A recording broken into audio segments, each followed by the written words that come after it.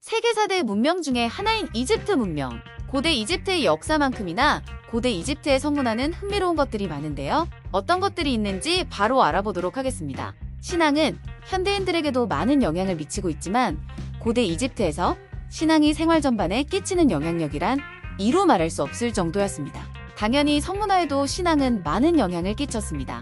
신이자 왕이었던 오시리스는 나라를 잘 다스려 백성들에게 성군이라 칭송을 받았습니다. 그러나 이를 시기한 그의 동생 세트가 형인 오시리스를 살해하고 그 시신을 14토막을 내어서 사방에 숨겨놓는 만행을 저지르죠.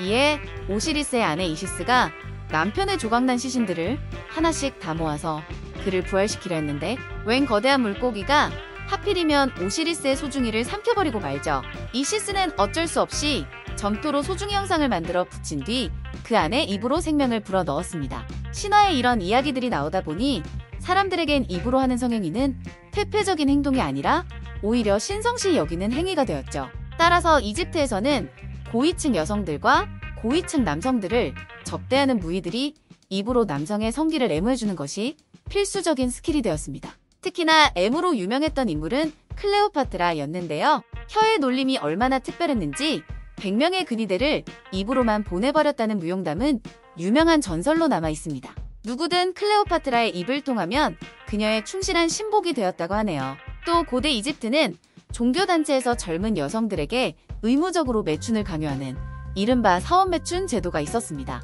사원에서 잠자리 봉사를 제공받은 남자가 약간의 사례금을 내면 그것은 사원의 소득으로 접수되는 시대였죠. 이 제도는 집을 나온 여행자들의 충만한 욕구를 해소시켜주는 성의 구제라는 목적으로 시행되었습니다. 취지가 그러했으므로 배우자가 없는 사람은 언제 어디서나 성을 공유할 수 있는 권한이 보장되어 있었으므로 사원을 찾아가 성을 요구하는 등 일종의 성에 대한 사회보장제도 형태와 비슷했습니다.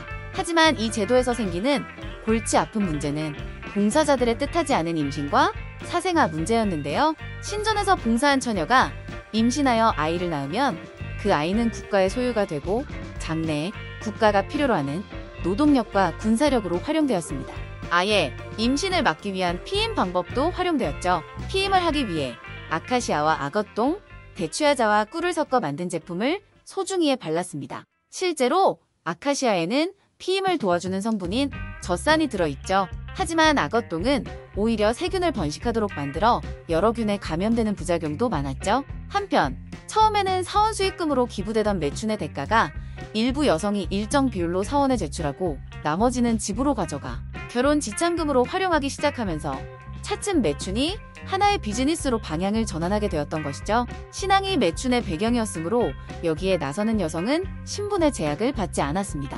그래서 제왕의 딸들도 서슴지 않고 신전 매춘에 동참했는데 그 신뢰로 고대 그리스 역사가 헤로도토스의 기술에 의하면 역대 이집트 왕들은 스스로 딸들을 신전의 유녀로 제공함으로써 피라미드 건설에 필요한 방대한 자금을 조달했다고 밝혔죠. 고대 이집트인들은 사람이 목숨을 잃어 영혼이 육체를 떠나도 반드시 다시 부활할 것이라고 믿었습니다.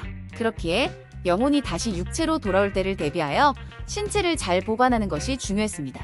따라서 모든 시신은 부패가 일어나기 전 최대한 빠르게 장의사에게 넘겨줬어야 했죠. 숙련된 장의사들은 받은 시체를 미이라로 만들어 잘 보존했고요. 그런데 예외적인 경우가 있었다고 합니다. 아름다운 외모를 가진 젊은 여성이 죽으면 유족들은 일부러 시체를 방치해 어느 정도 부패시킨 후 장의사에게 넘겼다고 하죠. 그 이유는 미이라 작업을 하는 장의사들이 예쁜 여성의 시체가 들어오면 욕정을 참지 못하고 시체에 몹쓸 짓을 했기 때문이었습니다. 더욱 악랄한 장의사들은 여기에 한술 더 떠서 남자들에게 돈을 받고 그들이 시신을 욕보이는 걸 허용했죠. 특히 아름다운 무희가 사망한 날에는 장의사의 집 앞에 못된 짓을 하려는 남자들이 줄을 서 있었다고 합니다. 젊은 여자가 사망하면 새벽 늦은 시간에 사람들 몰래 무덤을 파헤쳐서 자신의 욕구를 풀기도 했습니다. 한편 고대 이집트에서 모시던 신들은 대부분 동물의 형상을 하고 있었습니다.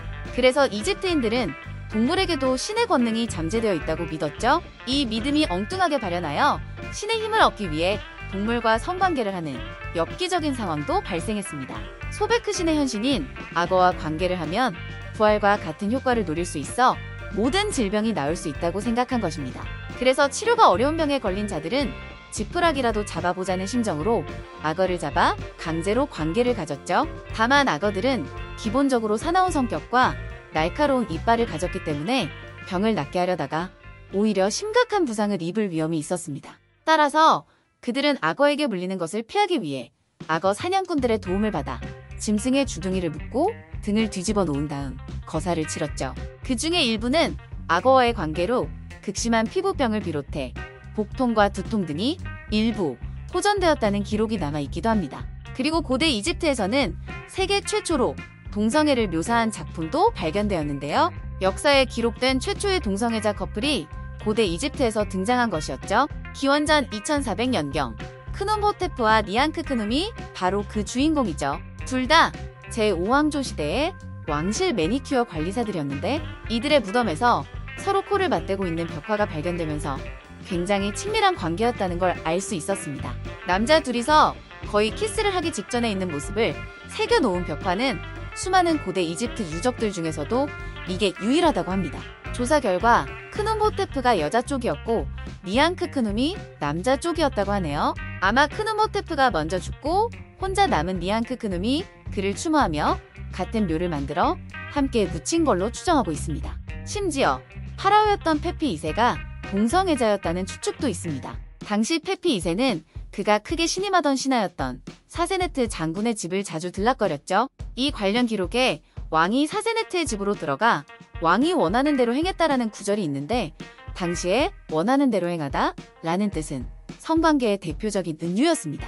이집트인들은 춘약을 제조해서 쓰기도 했는데요. 살해당한 사람의 두피에서 나온 비듬, 검은 개에 붙어있는 진드기의 피, 남편의 왼손 약지에서 나온 피 한 방울, 그리고 남편의 정액으로 만들었습니다. 이렇게 만든 춘약을 아내가 마시면 다시 남편의 사랑을 받을 수 있다고 믿었죠. 남자의 발기부전 치료 방법도 있었습니다. 아카시아와 꿀을 섞어서 소중히 주변에 문지르면 발기부전 문제를 해결할 수 있다고 믿었는데 만약 이게 안 먹히면 힘센 종마의 입에서 나오는 거품을 소중이에 묻히는 방법을 쓰기도 했죠. 종마의 입에서 나온 거품을 묻히면 이 종마에 힘을 빌어올 수 있다고 믿었기 때문이었습니다. 고대 이집트의 자위행위에 대해서는 잘못 알려진 루머가 많은데요. 파라오가 나일강이 범람했을 때나 가뭄이 들었을 때 나일 강변에서 공개적으로 자위를 하는 의식을 치렀다는 소문도 유명한데 이는 명백한 거짓입니다. 이 이야기는 영국 데일리 텔레그래프의 기자 출신 조나단 마르골리스가 2005년 출간한 책에 쓰인 내용을 대중들이 고지고대로 믿으면서 와전된 이야기죠. 애초에 헛소문의 근원지가 영국이어서 구글에 검색을 해봐도 죄다 영미권 문서들이 줄줄이 뜨는 바람에 한국인들도 그렇구나 하고 믿어버리게 된 탓이 큰 것이었죠. 자위행위가 이집트에서 신성한 대접을 받았다는 건 역시 루머에 가깝습니다. 고대 이집트의 성문화 이야기는 여기까지입니다.